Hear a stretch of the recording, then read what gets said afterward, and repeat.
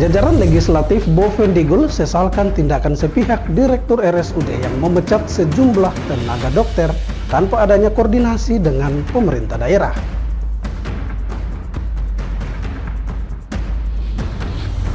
Pemerintah Provinsi Papua Selatan memberikan bantuan hewan kurban bagi umat muslim di 4 kabupaten, Merauke, Mapi, Asmat, dan Bovendigul.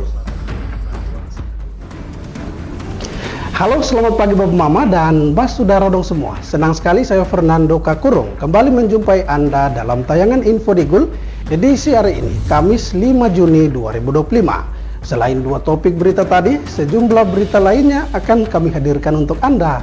Inilah Info Digul selengkapnya.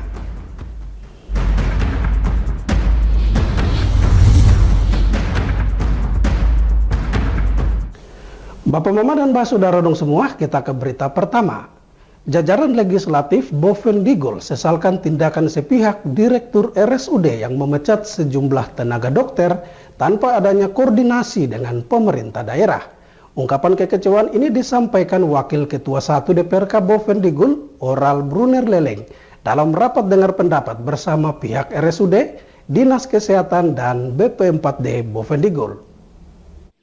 Wakil Ketua 1 DPRK Bovendigul, Oral Brunner Leleng, sesalkan tindakan sepihak Direktur Rumah Sakit Umum Daerah yang memecat sejumlah tenaga dokter tanpa adanya koordinasi bersama pemerintah daerah.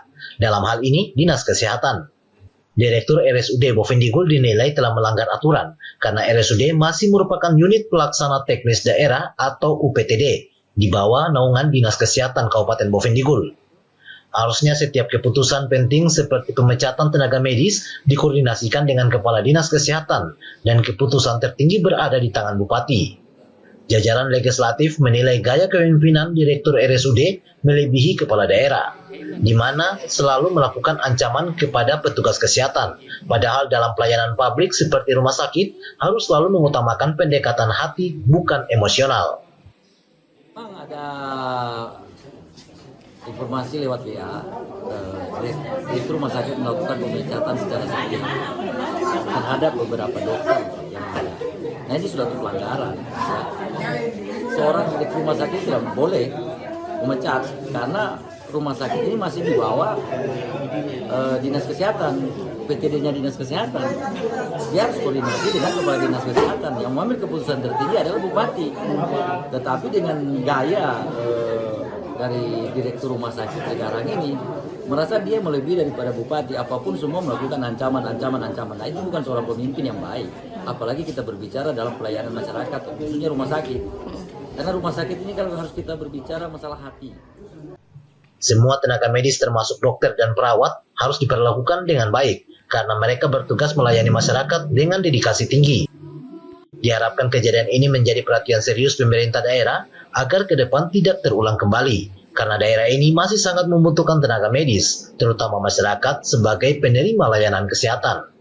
Diketahui hingga berita ini diturunkan, belum ada klarifikasi resmi Direktur RSUD terkait alasan pemecatan sejumlah tenaga dokter di jajaran Rumah Sakit Umum Daerah Bovendigul. Tim Liputan, Digul TV, Dedi melaporkan. Sementara itu Bapak Mama, Dewan Perwakilan Rakyat Kabupaten Bovendigul akan segera membentuk panitia khusus atau pansus untuk mengusut tuntas berbagai permasalahan manajemen Rumah Sakit Bovendigul. Langkah ini diambil usai RDP lantaran menemukan sejumlah permasalahan tentang buruknya pelayanan kesehatan di rumah sakit tersebut. Pembentukan pansus ini diperlukan untuk mengidentifikasi akar masalah, sekaligus memberikan rekomendasi perbaikan. Pansus akan bekerja secara independen untuk mengaudit kinerja manajemen RSUD, termasuk tata kelola keuangan, ketersediaan SDM, dan kualitas layanan. Pansus juga berhak menanyakan kepada masyarakat terkait pelayanan yang ada di RSUD. Seandainya pelayanan belum maksimal, maka akan merekomendasikan pergantian direktur rumah sakit. Pembentukan pansus diharapkan menjadi titik balik dalam upaya memperbaiki pelayanan kesehatan di rumah sakit, serta menciptakan kondisi kerja yang lebih profesional dan responsif terhadap kebutuhan masyarakat. DPRK menargetkan agar hasil kerja pansus nantinya menjadi bahan pertimbangan pemerintah daerah dalam mengevaluasi kepemimpinan, sistem pelayanan, dan manajemen rumah sakit secara keseluruhan. Jadi rumah sakit ini, pansus ini, nanti setelah itu dia akan meng-cross check kembali semua persoalan-persoalan yang terjadi di rumah sakit, baik pelayanan, kinerja dokter-dokter, kinerjanya direktur rumah sakit, pengadaan obat, barang-barang yang ada di rumah sakit, baik ruangan-ruangan, bedah, semua mereka akan cek apakah sudah memenuhi standar atau tidak, disesuai dengan anggaran APBD yang kita berikan atau tidak, atau ada penyelewengan anggaran yang dilakukan oleh kepala rumah sakit atau tidak. Nah, disitulah nanti akan diproses. Dan juga dari pansus ini punya hak juga untuk bertanya kepada masyarakat yang berobat di situ pelayanannya seperti apa. Kalau memang pelayanannya bagus, berarti akan direkomendasikan baik. Tapi kalau pelayanannya tidak baik, sudah pasti pansus akan merekomendasikan penggantian direktur rumah sakit. Sudah pasti. Kalau memang pelayanannya tidak baik, mungkin itu. Tim Liputan Digul TV, Dedi melaporkan. Bapak Mama dan Mbak Saudara dong semua, jangan kemana-mana. Info Digul akan kembali sesaat lagi. Tetaplah bersama kami.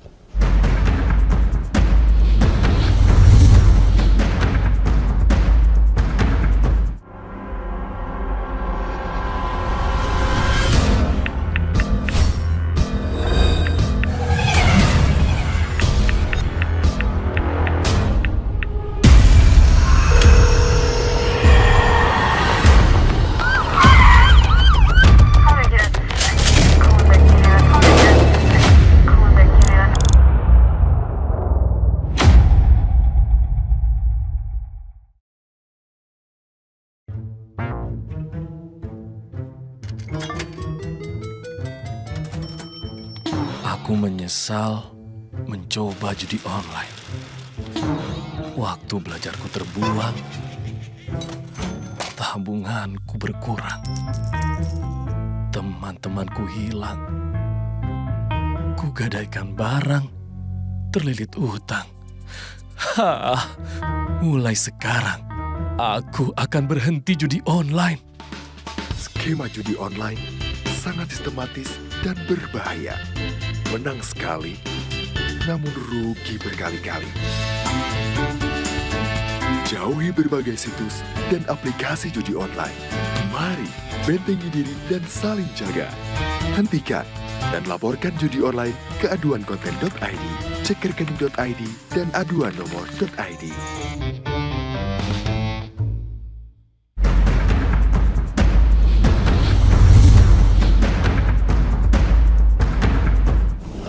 Terima kasih Bapak Mama, Anda masih bersama kami. Kita kembali ke info selanjutnya.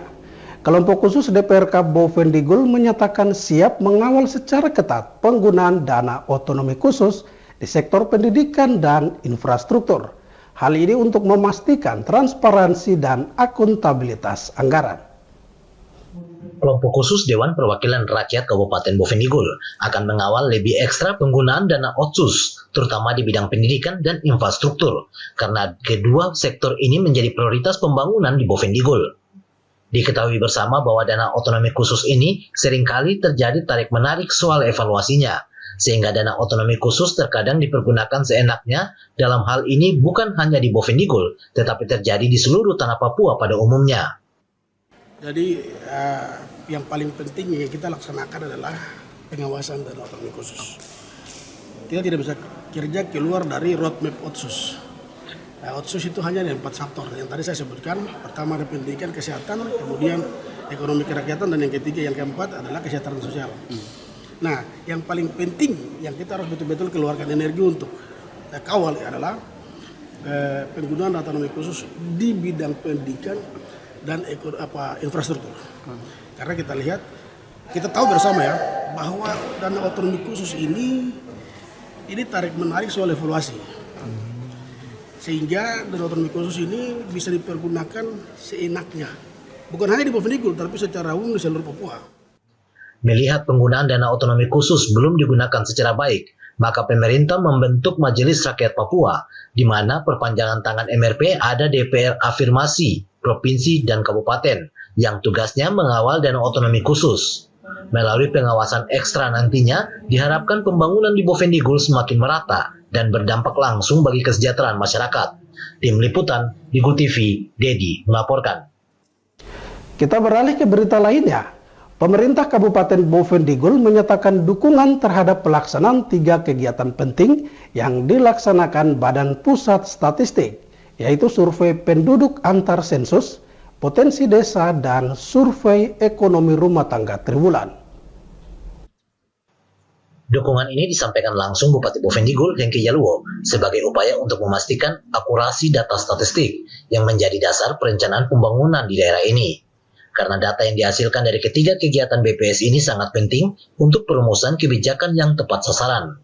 Survei penduduk antar sensus SUPAS, potensi desa PODES, dan survei ekonomi rumah tangga triwulanan atau SERUTI merupakan instrumen penting dalam menyediakan data aktual mengenai kependudukan, potensi desa, serta kondisi ekonomi rumah tangga.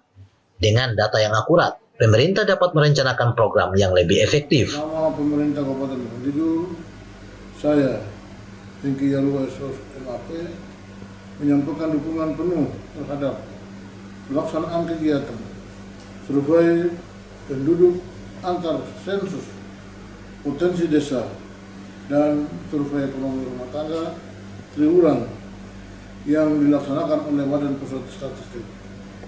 Kegiatan ini sangat penting untuk memperoleh data yang akurat tentang kondisi kependudukan, potensi kampung, serta informasi sosial ekonomi masyarakat kita.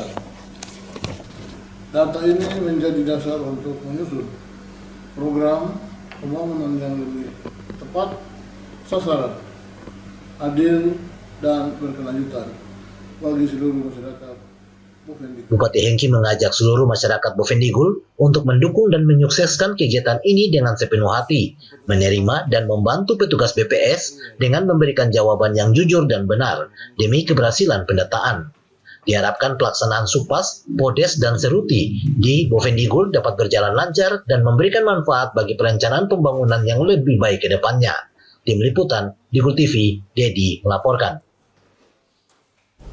Bapak Mama dan Pak Saudara dong semua, jangan kemana-mana, Info Digul akan kembali sesaat lagi. Tetaplah bersama kami.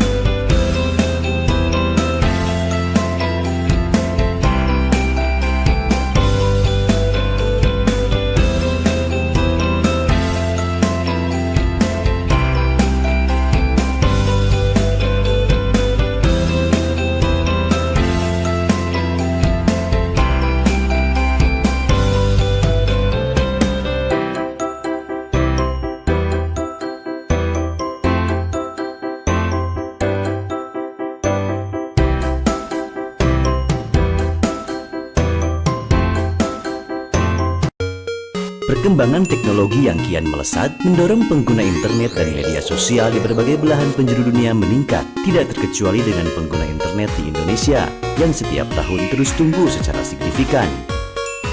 Keberadaan internet, terutama media sosial, telah memberikan banyak kemudahan dalam mendapatkan akses informasi, komunikasi, dan hiburan. Namun, selain manfaat positif, kehadiran internet pun turut mengundang berbagai kemungkinan masalah. Agar terhindar dari penyalahgunaan media sosial, mari kita belajar cara menggunakan media sosial secara bijak. Pertama, tidak sembarangan membagikan data pribadi di media sosial. Pengguna internet mesti mengetahui informasi mana yang bisa menjadi sumber masalah dan dimanfaatkan oleh pihak tidak bertanggung jawab untuk hal-hal yang tidak baik.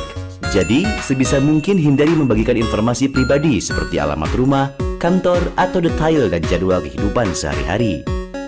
Kedua, berhati-hati membagikan konten. Hindari menyebarkan konten pornografi dan sara seperti informasi yang ditujukan untuk menimbulkan rasa kebencian dan permusuhan individu atau kelompok masyarakat tertentu berdasarkan suku, agama, ras, dan antar golongan. Ketiga, berhenti membagikan berita yang tidak jelas sumbernya. Pengguna harus selektif pada sumber informasi yang tepat dan harus berpijak pada fakta dengan menunggu klarifikasi dan konfirmasi. Tanpa ada kejelasan sumber data, bisa jadi informasi yang tersebar di media sosial tersebut merupakan berita bohong atau hoax yang dapat menimbulkan opini negatif sehingga merugikan banyak orang. Keempat, menggunakan etika dalam berkomunikasi di media sosial. Biasakanlah untuk menggunakan bahasa yang sopan dan layak dengan siapapun pada saat berinteraksi melalui media sosial. Cukup mudah kan untuk menjadi pengguna media sosial yang baik dan bijak? Yuk saatnya bijak dalam bermedia sosial.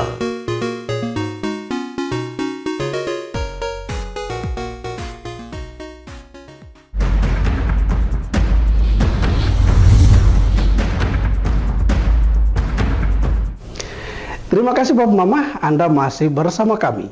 Menjelang perayaan Idul Adha 1446 Hijriah, Panitia Hari Besar Islam PHBI Kabupaten Bovendigul bersama Majelis Ulama Indonesia tengah mempersiapkan penyelenggaraan Hari Raya Kurban.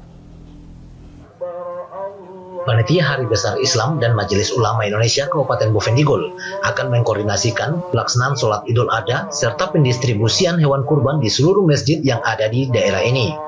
Di samping ikut memastikan hewan kurban yang disembelih memenuhi syarat kesehatan dan agama, Ketua PHBI Bovendigul Hatta Nongkeng mengatakan pihaknya telah merencanakan pertemuan bersama MUI untuk membahas berbagai hal teknis pelaksanaan Idul Adha.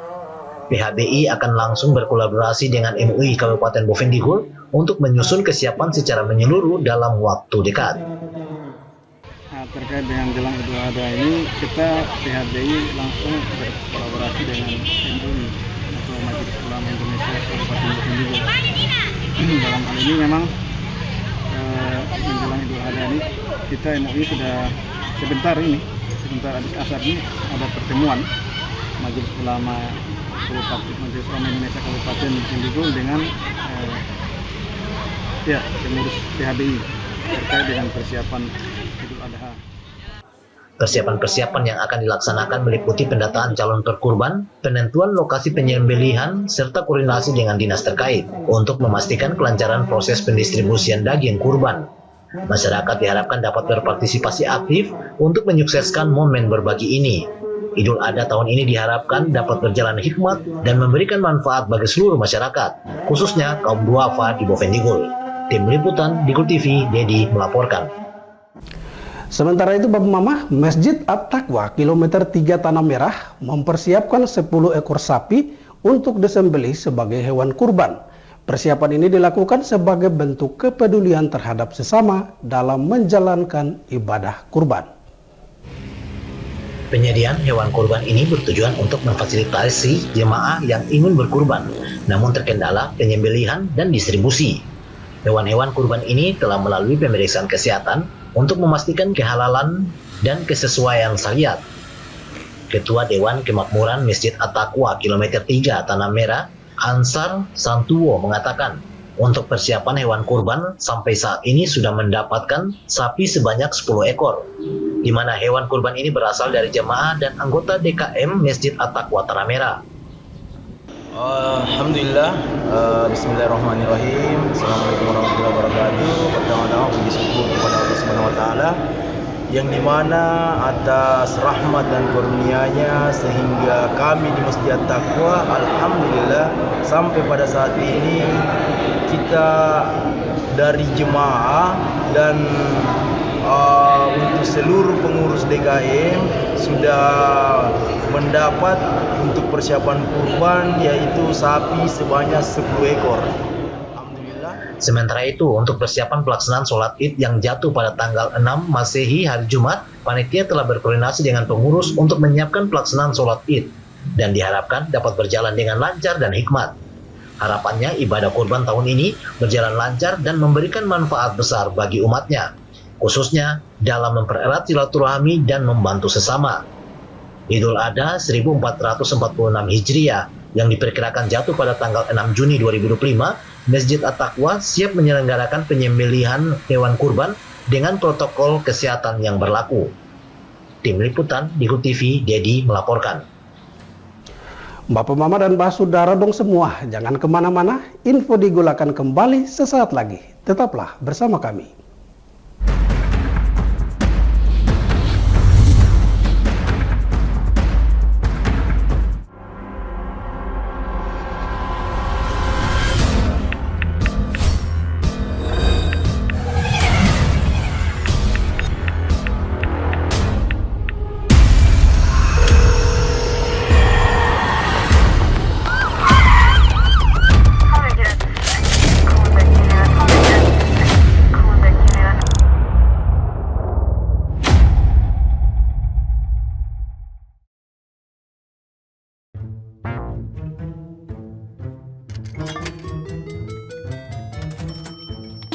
Aku menyesal mencoba judi online. Waktu belajarku terbuang, tabunganku berkurang, teman-temanku hilang, kugadaikan barang, terlilit utang. Mulai sekarang, aku akan berhenti judi online. Skema judi online sangat sistematis dan berbahaya. Menang sekali, namun rugi berkali-kali. Jauhi berbagai situs dan aplikasi judi online. Mari bentengi diri dan saling jaga. Hentikan dan laporkan judi online ke aduankonten.id, cek rekening.id, dan aduan nomor.id.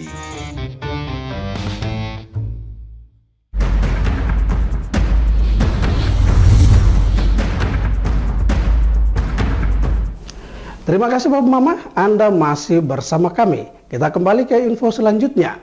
Pemerintah Provinsi Papua Selatan ikut memberikan bantuan sapi kurban pada 4 kabupaten di wilayah Papua Selatan. Masing-masing kabupaten mendapatkan jatah distribusi hewan kurban secara merata. Bantuan hewan kurban merupakan wujud kepedulian pemerintah dalam mendukung pelaksanaan Idul Adha bagi masyarakat Muslim di Provinsi Papua Selatan. Bantuan sapi kurban akan didistribusikan secara merata ke 4 kabupaten, yaitu Boven Digul, Merauke, Mapi, dan Asmat. Pemerintah Provinsi Papua Selatan memberikan bantuan sapi kurban dengan jumlah setiap kabupaten mendapatkan jatah 5 ekor sapi.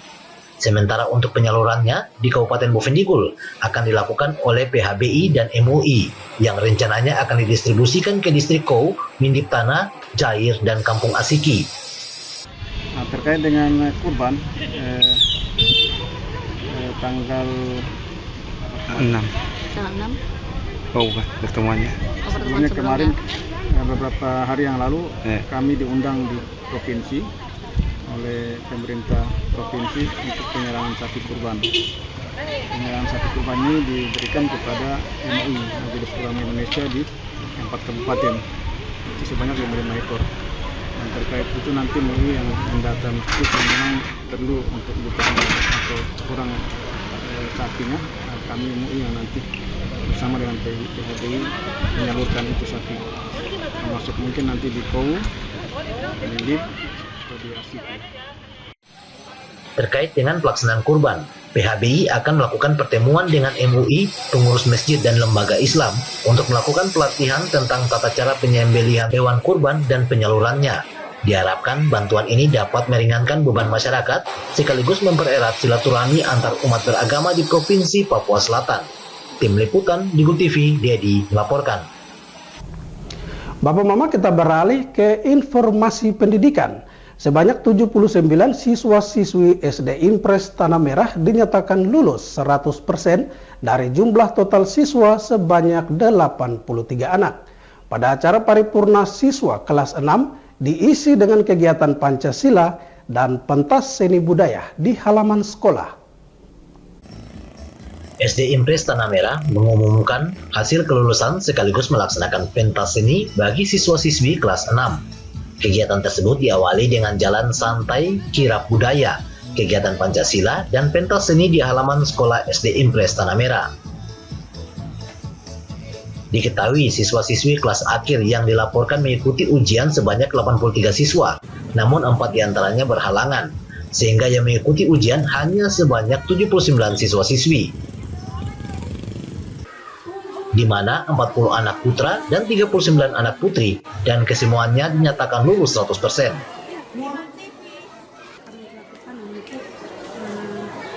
SD Impres Tanah Merah, hari ini adalah hari di mana siswa-siswi kelas 6 mendengarkan keputusan kelulusan bagi siswa-siswi kelas 6. Bukan hanya kami SD Impres saja, namun untuk seluruhnya.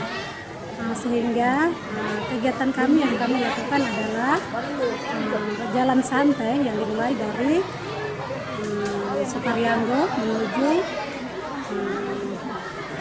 SD Impres Tanah Merah, disambut dengan kegiatan kelima dengan pentas. Kesediaan Bapak Ibu guru bergabung di lapangan untuk prosesi pemisahan anak-anak kelas 6. 79 purna siswa kelas 6 diberikan wejangan untuk terus belajar dengan giat dan meraih cita-citanya. Di samping para siswa kelas 1 sampai dengan kelas 5 diminta untuk tekun dalam belajar, sehingga bisa mencapai hasil seperti senior mereka yang telah lulus sekolah. Tim Liputan, Digul TV, Anis melaporkan. Bapak Mama dan Mbak Saudara dong semua, dengan berakhirnya informasi tadi, sekaligus mengakhiri perjumpaan kita dalam Info Digul pagi ini. Terima kasih atas kebersamaan Bapak Mama dong semua, dan terimalah salam persaudaraan kita. Nup bagen, gup bagenep, gup bagenep, nup bagen. Saya ada karena kamu ada karena saya ada.